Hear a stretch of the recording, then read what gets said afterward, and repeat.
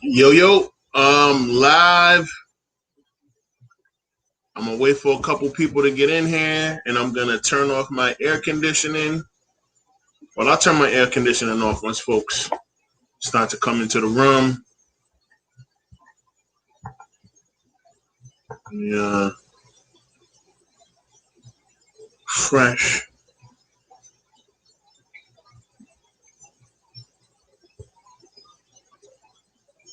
Just gonna wait for a couple more folks to get into the room, guys.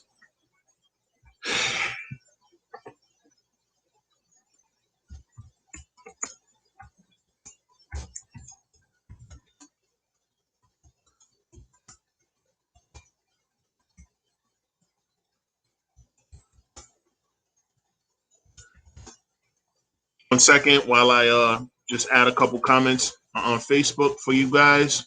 I see a lot of people are jumping in.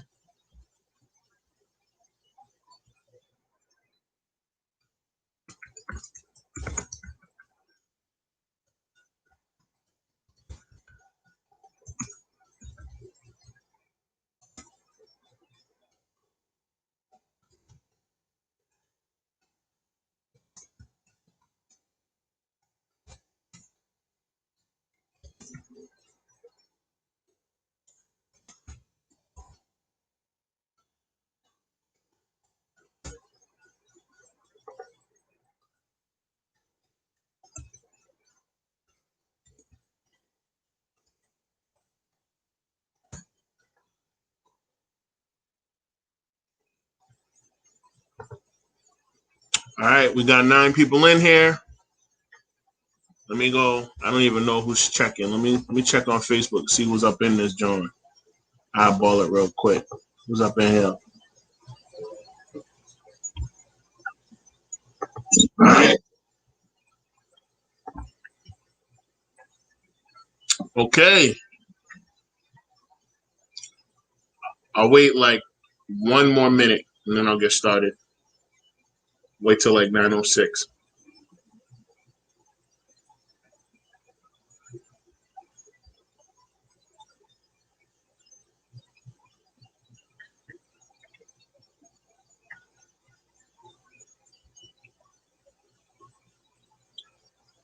If you guys are on Facebook or YouTube, feel free to drop comments on the live stream and let me know if you can hear me, if there's too much background noise, all that stuff. I want to make sure it's a good experience for everybody.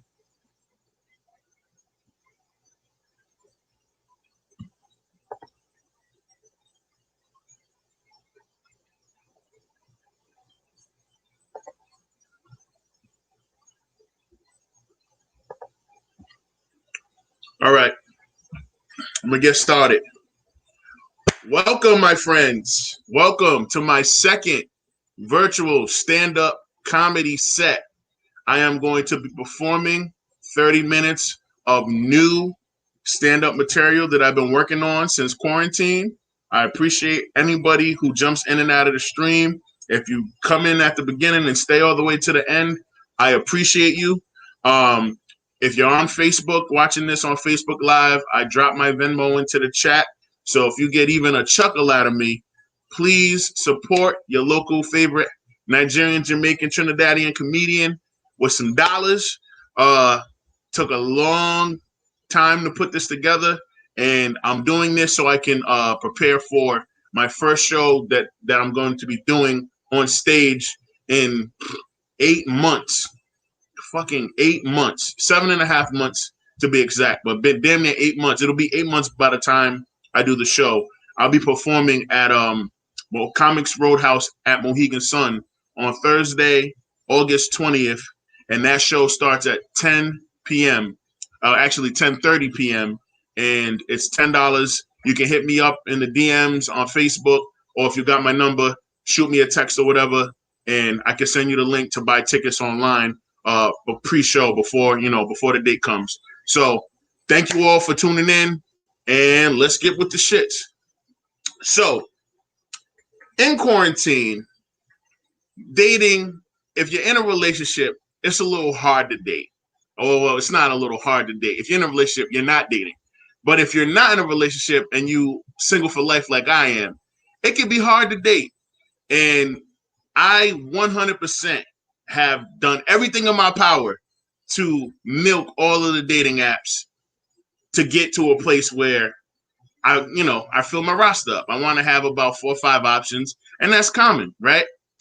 So in phase 2 of quarantine, I meet this young lady by the name of Catherine. Catherine, wherever you are in the world, I hope you stub your toe on the foot of your bed.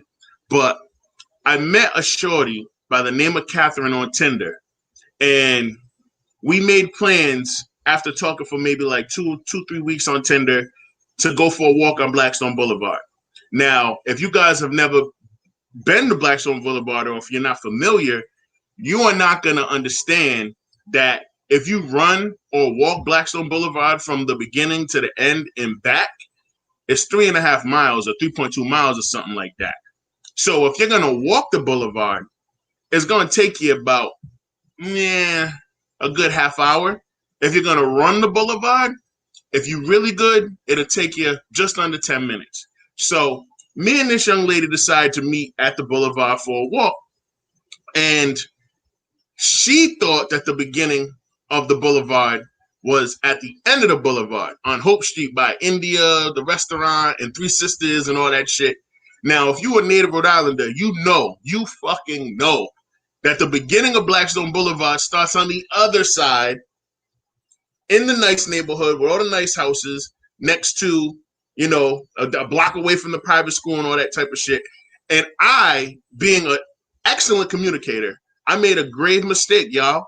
I forgot to text this young lady and say, yo, meet me at the beginning of the boulevard, but on this side. Like, I forgot to tell her on this side. I just said, meet me at the beginning of the boulevard. I expected her to know what I was talking about. Shame on me. And so, long story short, she ends up at the end of the boulevard. I'm at the beginning on the side street, parked, texting her like, yo, where you at?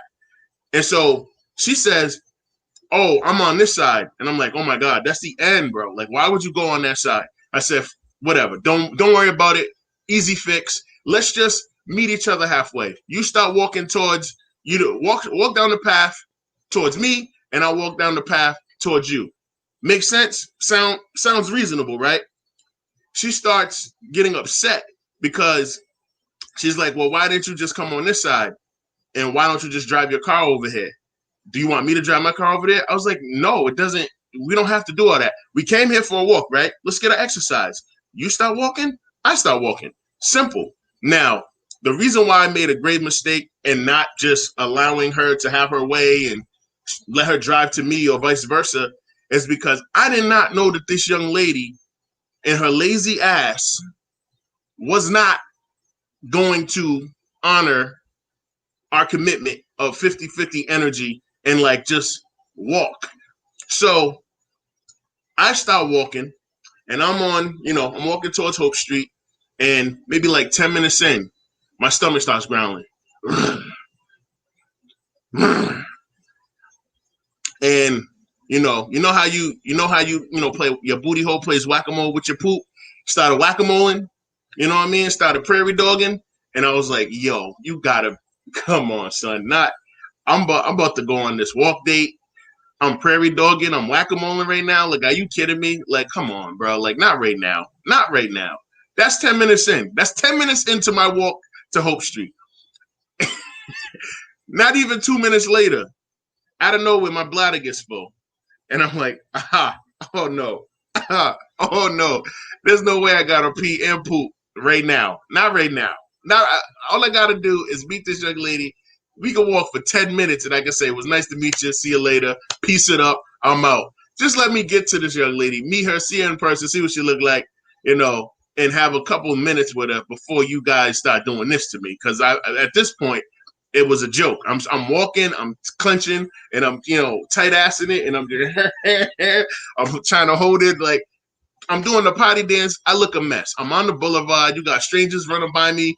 You got adults walking by with their baby carriages. You got motherfuckers riding on bikes in the bike lane. And I hear my goofy asses. I'm walking, tight ass and shit.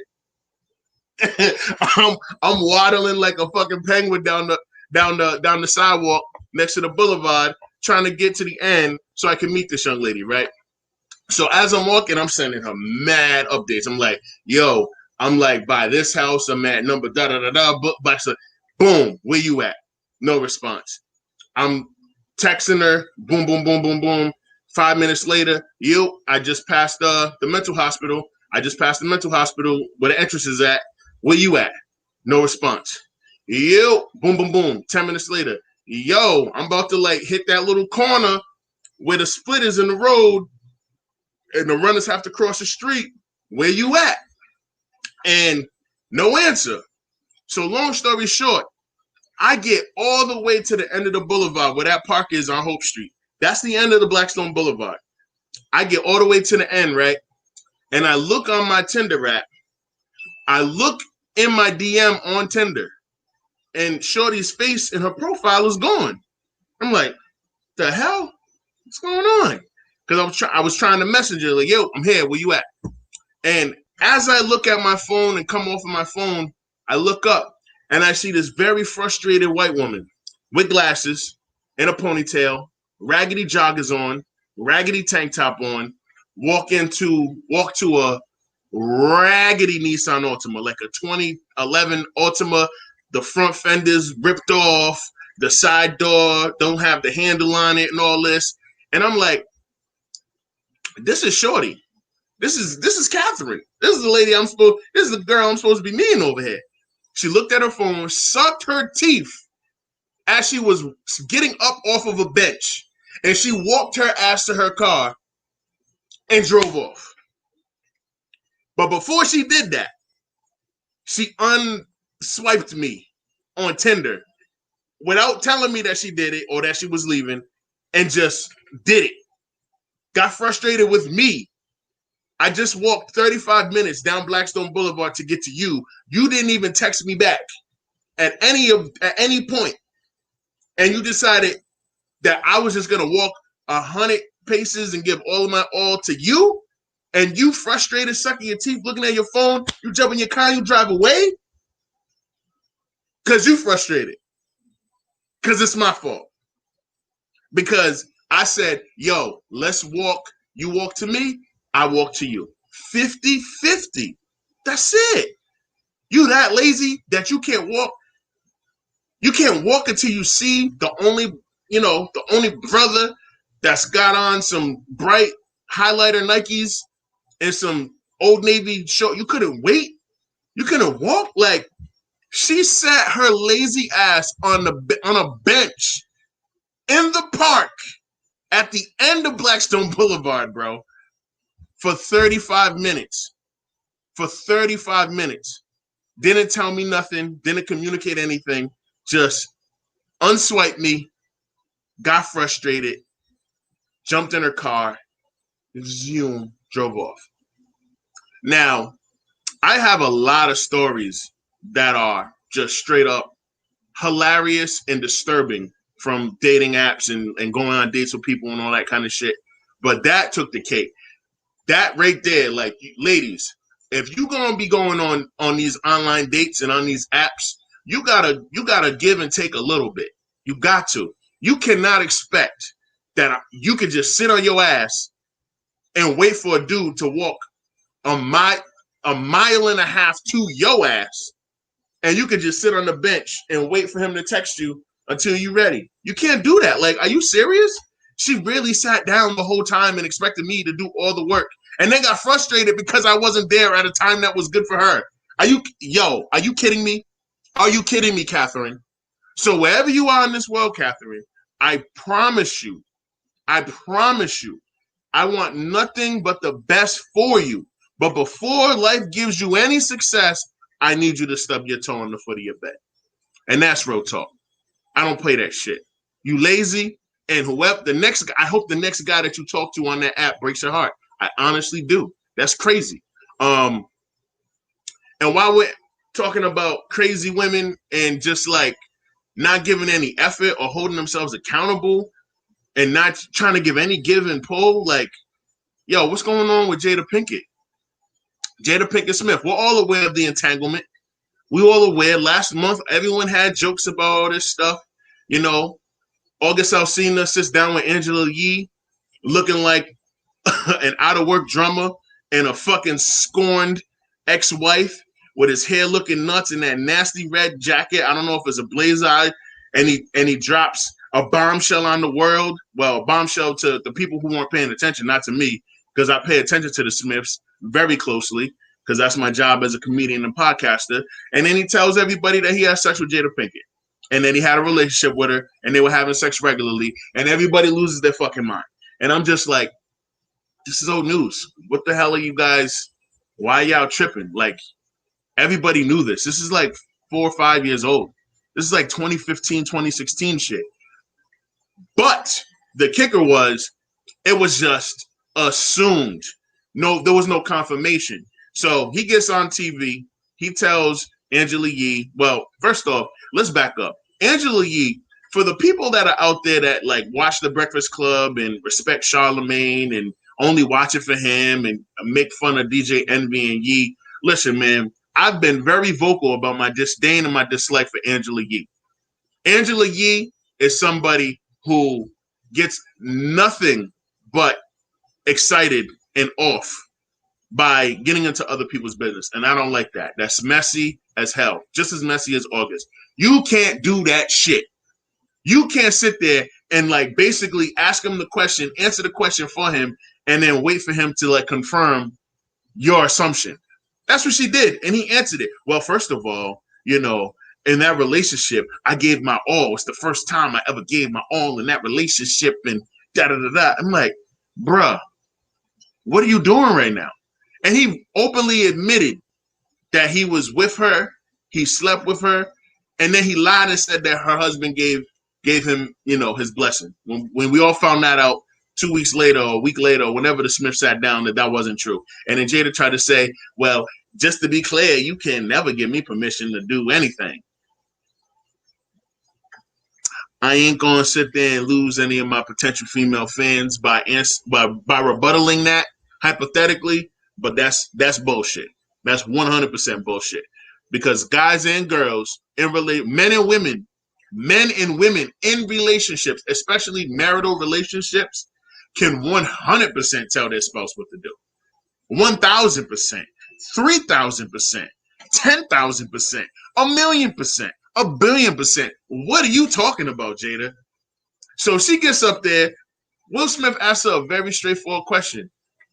So tell me, Jada, what was the relationship between you and August? And then she says, we were in an entanglement.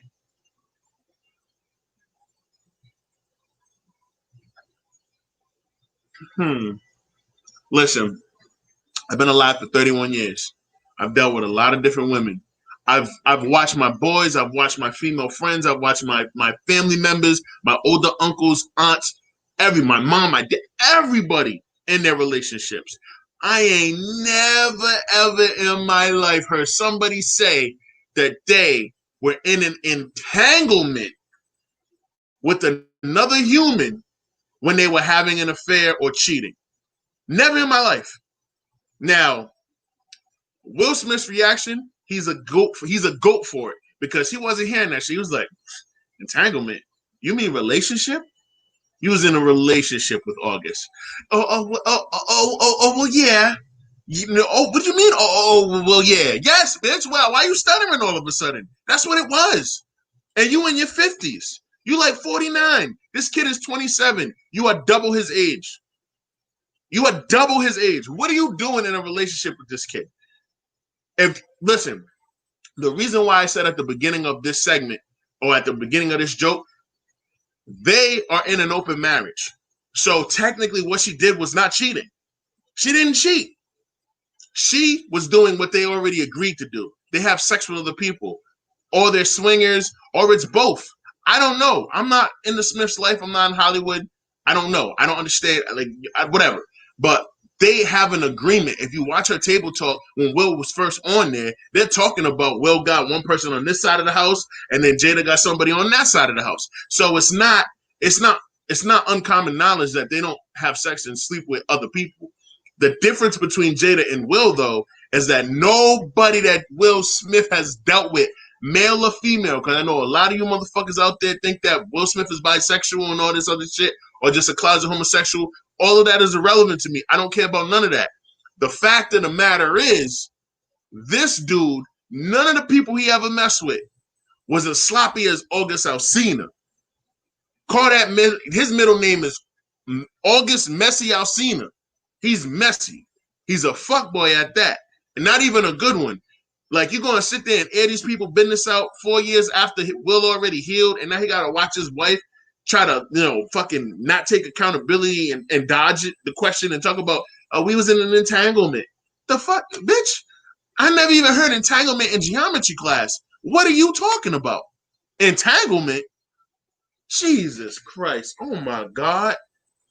Oh, my God. You got to be kidding me. And Will, yo, man, I love Will Smith. If you don't like Will Smith, that's cool. Sometimes he pisses me off because he be acting like the Fresh Prince in some of his movies, and you can tell he's not really taking it serious. But if you, it's fucking Will Smith. It's Will Smith. This guy's legendary, right? At the end of this little 8-minute table talk, he tells us straight up, I'm going to get you back for this shit. And then he did the, yeah, he did the little Will Smith. I'm going to get you back for this, Jada.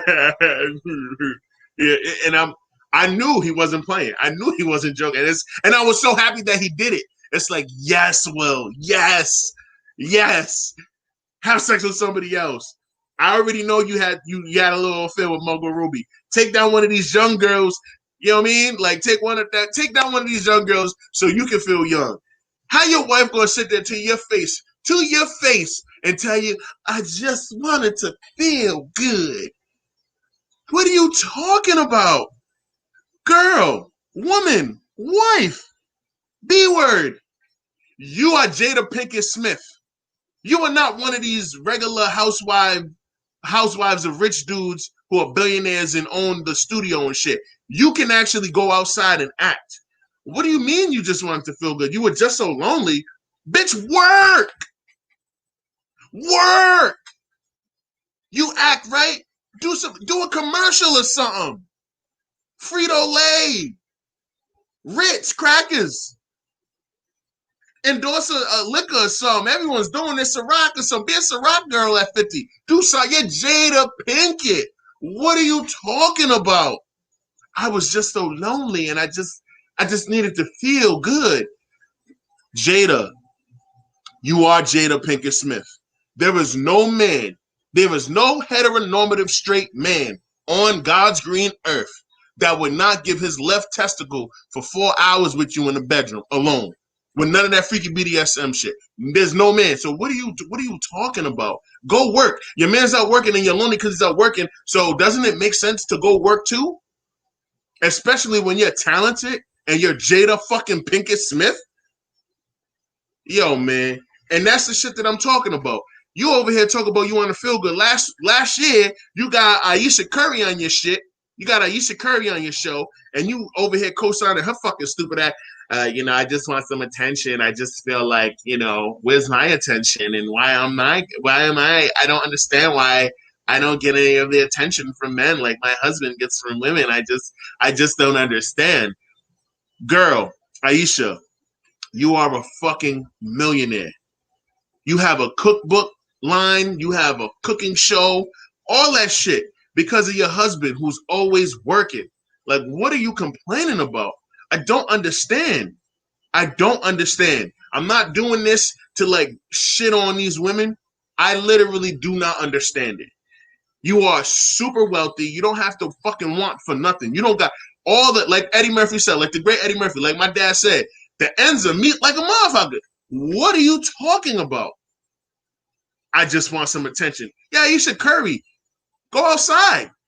And then you're going to slut shame Instagram models and shit because you're a little overweight. And then as soon as you lose the weight and get you a trainer because you privileged and blessed enough to do so, you stop posting pics on your Instagram in a two-piece. Now you're an Instagram thought now. Now you're an Instagram girl that was begging for attention. The same women you was dissing 2 years ago. Consistency? Hypocrisy? Fuck out of here, man. Fuck out of here. What else I want to talk to y'all about? Oh, man. So if you're a black person, especially in today's climate, you are 1,000% uncomfortable with traffic stops. I don't care who you are. I don't care how much money you got in the bank, how many stocks and bonds you got.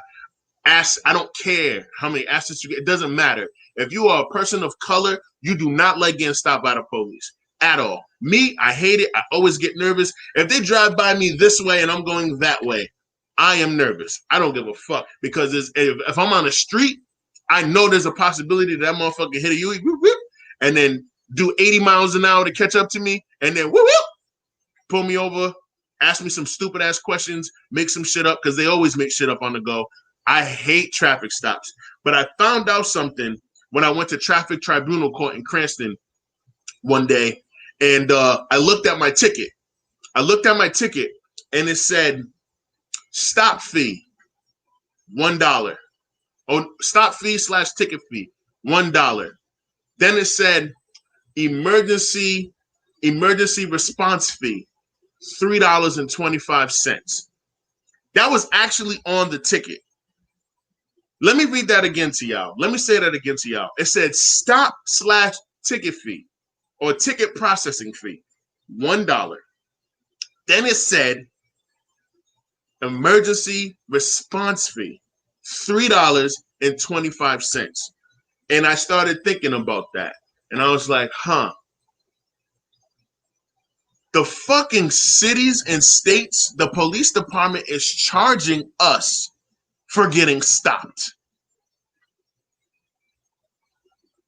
Let it sink in.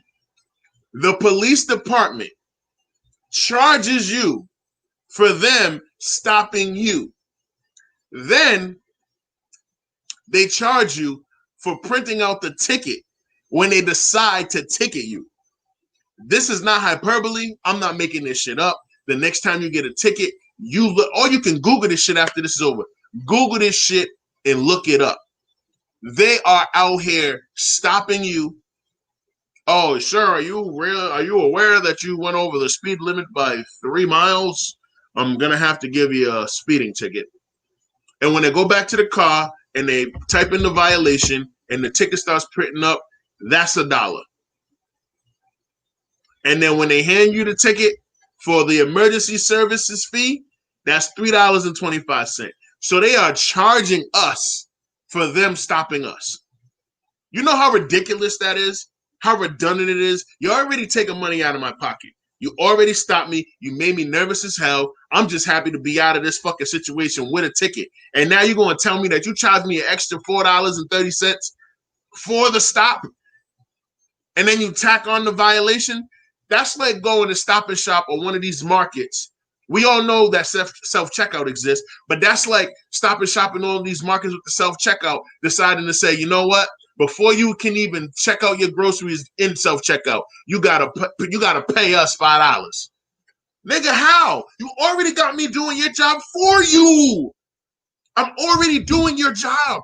My job is to shop, put everything in my cart, go to the register, and have somebody who works at the goddamn grocery store beep, beep, beep.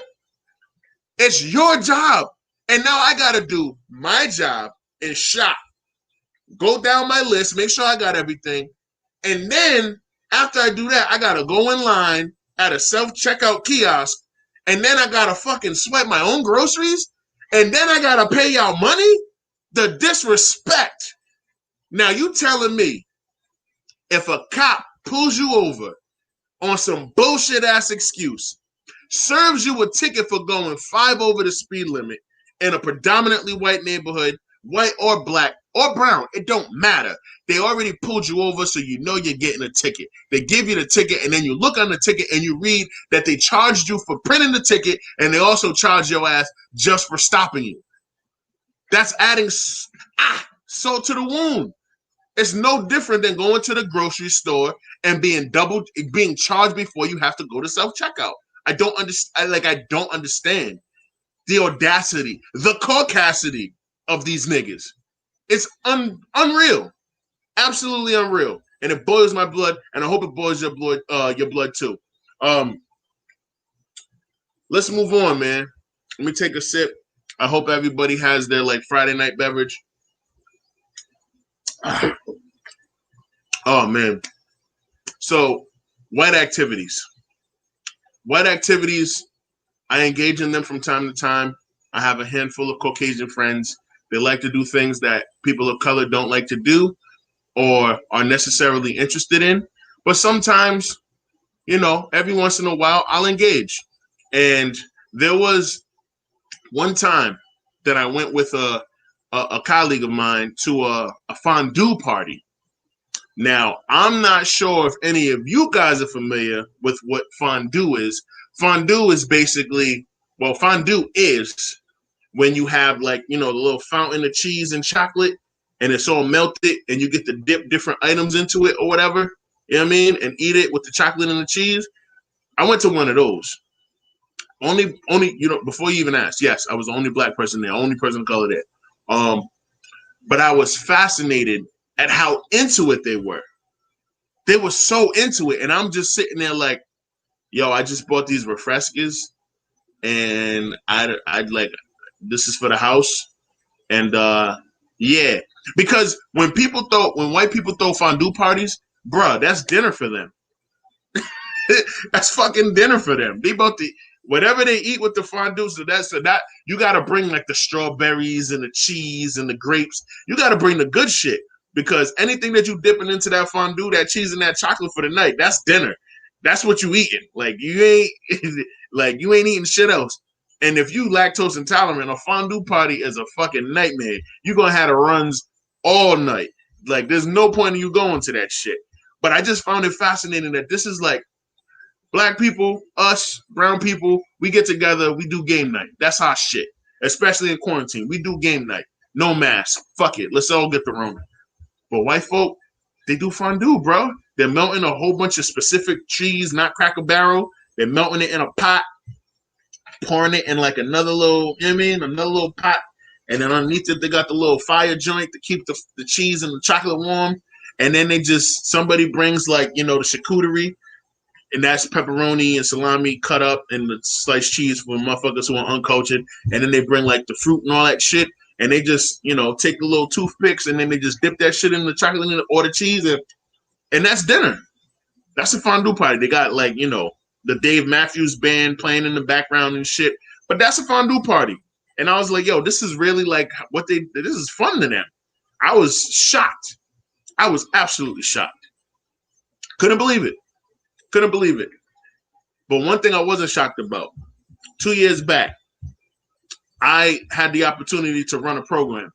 And we took these kids as a graduation present for completing the program. We took them out sailing right at India Point Park. And I wore jeans. I don't know why the hell I wore jeans, but I had jeans on. And the kids was like, yo, Wole, Mr. Wole, you gonna come on the sailboat with us? I was like, nah, yo, I'm good.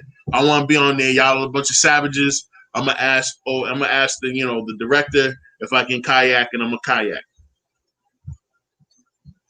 So I did just that. I asked the director, the ED, the executive director, if I can get a kayak and blah blah blah. Do I need to fill out a waiver? He was like, no, Mr. Kimby, you don't. Wole, you don't got to fill out a waiver. I'll go outside. I'll tell two of my guys to set you up. Don't worry about it. You good. So I said, bet.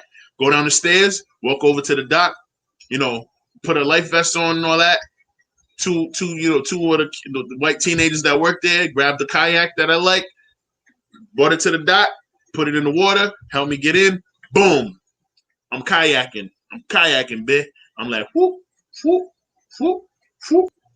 So as I'm kayaking on the Providence River by India Point Park, where everybody be at now, over there, India Point Park, not far at all. You can rent kayaks over there for $30 an hour, but I get it free because I'm Wole. So I'm over there, I'm kayaking, I'm out of my business, and I'm just enjoying like how quiet it is. I can see downtown, I can see the highway, I can see 95 north and south. I can see, the rest of the bay, where the Providence River goes into the bay and shit. And I'm like, you know what? This is a Kodak moment. So I take my phone, and I take a picture of my legs in the kayak. And you can see the water in the, in the background. And posted it on Instagram. Thought it was nothing, whatever. I'm probably on the water for like 45 minutes to an hour. Once I get off the water, The kids get back from the sailing boat. I take them back to the office. They get their paychecks. They go home for the weekend. I get my paycheck. I do the same. I check my phone. I'm looking at my Instagram, and I got like 30 comments killing me on this picture. I got white people who are like hard-nosed kayaking vets. Who the hell wears jeans to fucking kayak? What are you doing? I know you had to be hot. Your jeans look hot. The sun's blazing on them. I got Asian motherfuckers. Yo, Brandon Soon, don't you ever come at me on a picture talk about, well, who wears jeans? Like, bro, you didn't know that you couldn't wear jeans to kayak. How am I supposed to know that, bro? I lived in the Hartford Projects for 4 years of my life. I've been in the ghetto my entire life up until 5 years ago. How am I supposed to know you're not supposed? I thought you could just kayak. You can't wear like the cargo pants either when you kayak. It's just you can't wear any long pants. I found that out. They were killing me. They were like, dog, you barefoot and you have on jeans. What are you doing? You look nuts out here, Wole.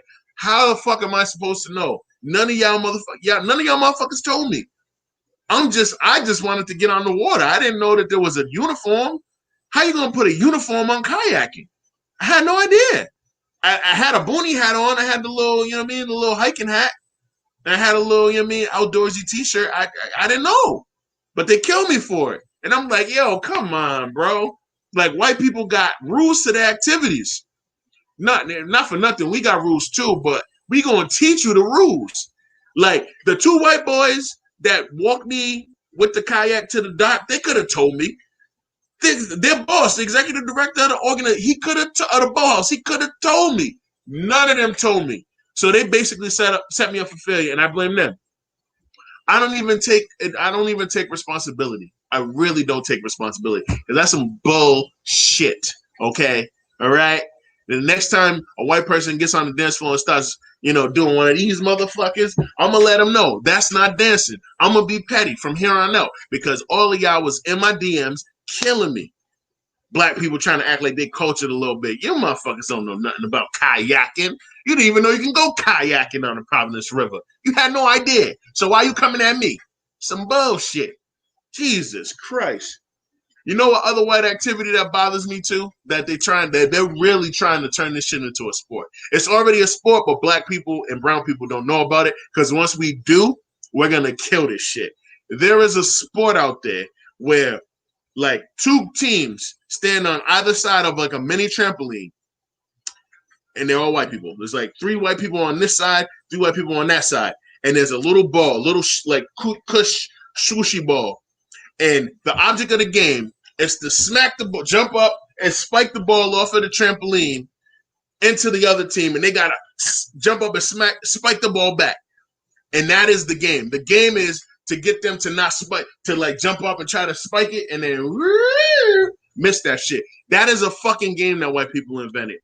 3 drunk college students found a mini trampoline, brought it to their backyard of their little college dorm house, and said, yo, get that ball over there. Let's start smacking this shit and standing on all corners and all sides of the fucking trampoline, and let's try to make this thing viral. And it fucking worked. Look it up. Put mini trampoline handball game on YouTube, and you will find this shit. White people, I got to give y'all credit. Y'all created beer pong. Y'all created flip cups. Those are 2 of my favorite games, 2 of my favorite drinking games, but 2 of my favorite games of all time. Y'all also created slip and flip. Y'all are some creative motherfuckers when it comes to games. I got to give y'all that credit. Got to. Can't hate. Moving on.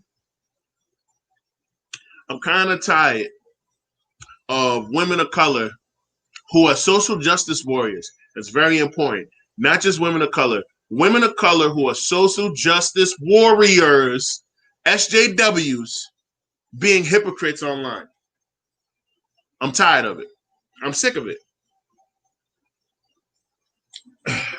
Let me explain.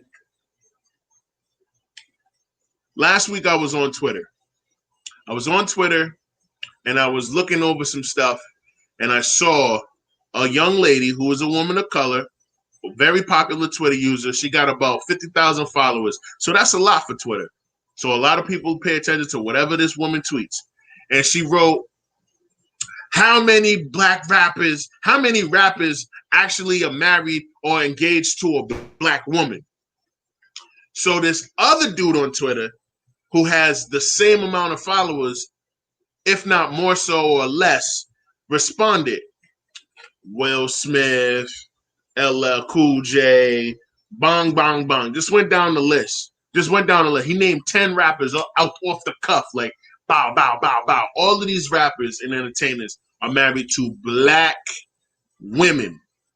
Now, here's why I'm saying what I'm saying.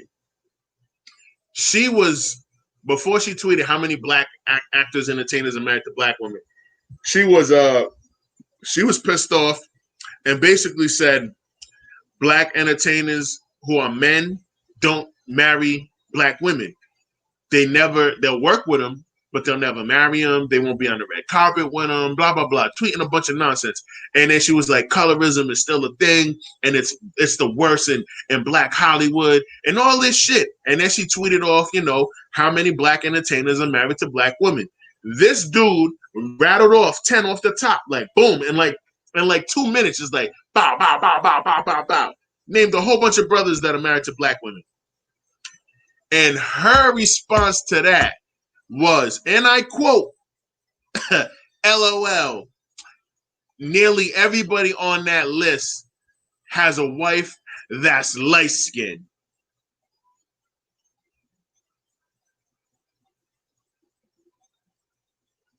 Hold up. Come in real quick. Pardon me. Let me ask you a question. Wasn't one of your tweets about colorism and how that's bad and how all black folk, if they got melanin, are black folk and we need to treat them as such? Okay. It was, right? That was the tweet? Cool. Just making sure. So why does it matter if these women are fair or light-skinned? You asked for one thing. How many black men, black entertainers are married to black women? He answered your question. He rattled off the list. You looked up the list to make sure they were married to black women. And then you critiqued it. You critiqued the list because the women were too light? Sounds like colorism to me. That's all I'm saying. Sometimes these hyper feminists, these radical hyper black feminist women are just on some shit. And sometimes you got to take a breath, step back out of your own bullshit and realize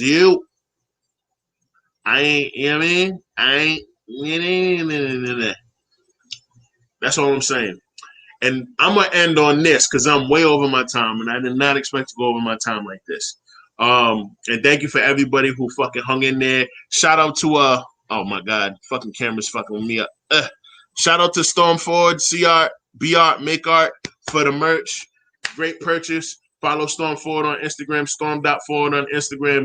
Beautiful, amazing young Rhode Island artist. She can sing her ass off. She can play the guitar like none other. Oh my god, she's incredible. And she's only like 20 years old. She's incredible. So go follow Storm Ford. Purchase the merch. Every dollar earned from this t-shirt that I'm wearing that was sold went towards bailing out protesters that are boots on the ground in the movement. So my last joke before I get out of here, yo. Aubrey Drake Graham.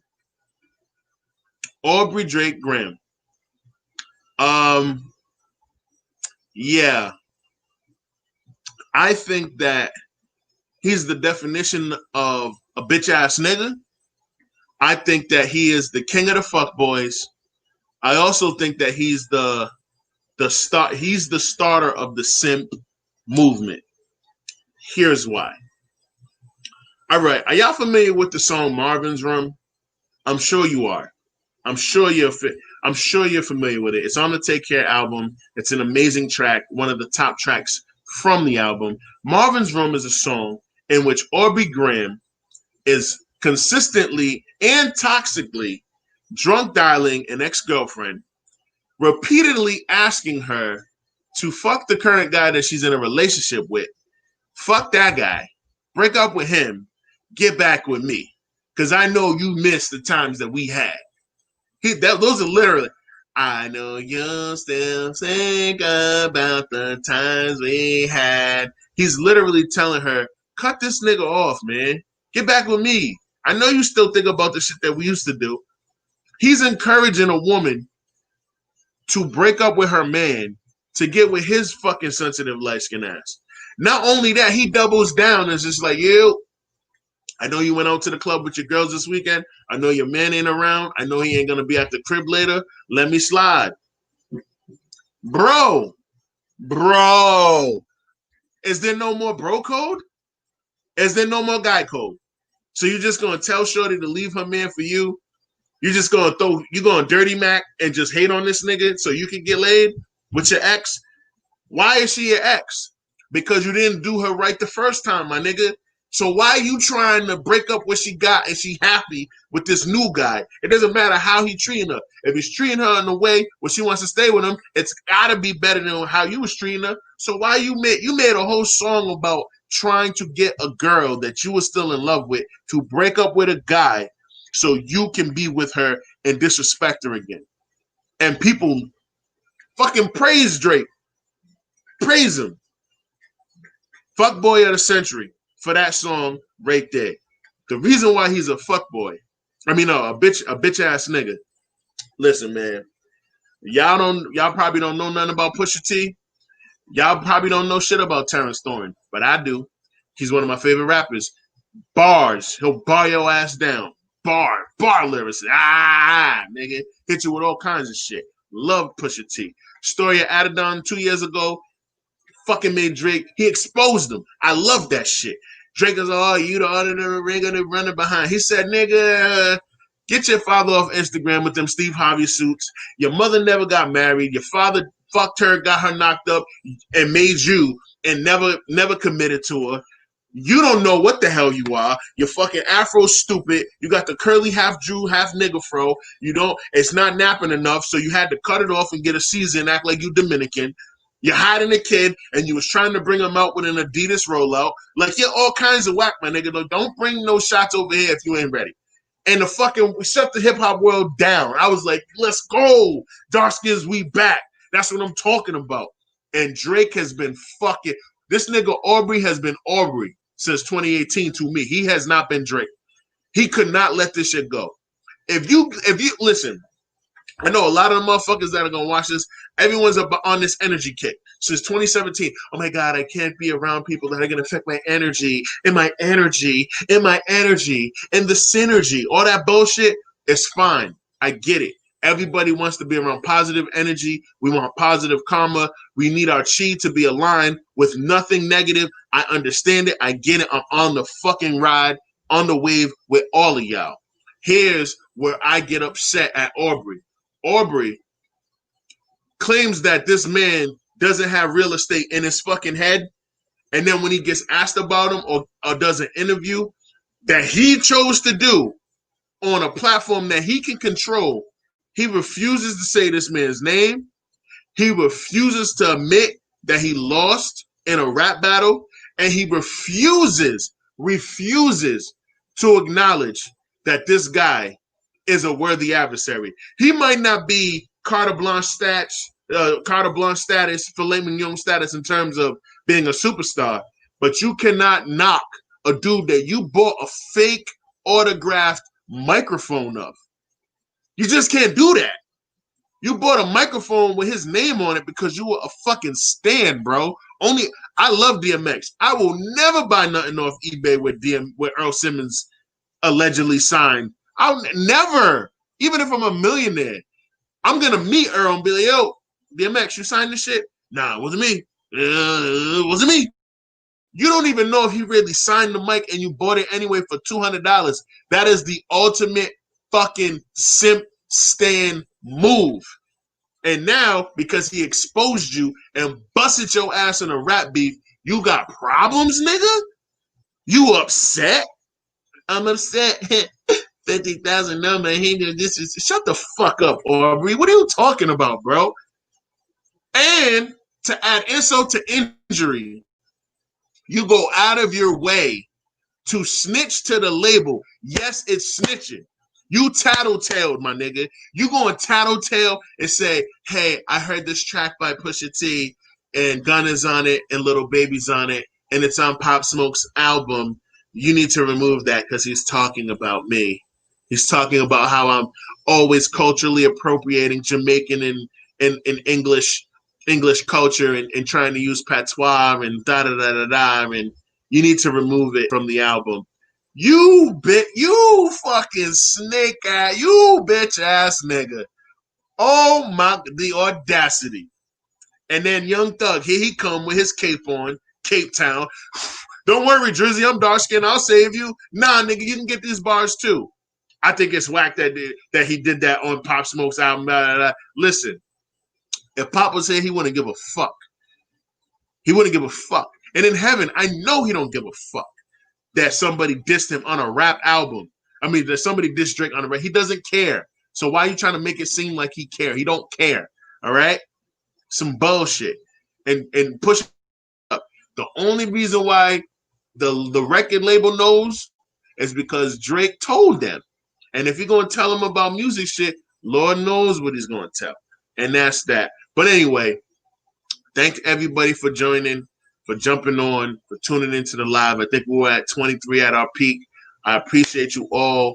I'm going to throw my Venmo in the Facebook live chat one more time. It's my name. It's my name, but I'm not going to say it here. But yeah, I'll throw it in there again. Please send a tip. Worked really hard on this shit. All of this is going to be much more clean cut and all that, you know, when I'm on stage. But I'm with y'all. I don't want to jip anybody who's supporting. I don't want anybody who tuned in on a Friday night at 9 o'clock to not get the best of me. And I have the opportunity with this virtual shit to really expound upon a lot of the fucking material that I have and all the content. To me, this is therapy. I appreciate you guys for letting me throw up on y'all with all of the crazy thoughts that are in my head. I love you. I'm going to pray for you. Stay blessed. Stay positive. And I'm going to holler at y'all, man. Have a great, great, great weekend. Stay out of trouble and make wise decisions. Peace out.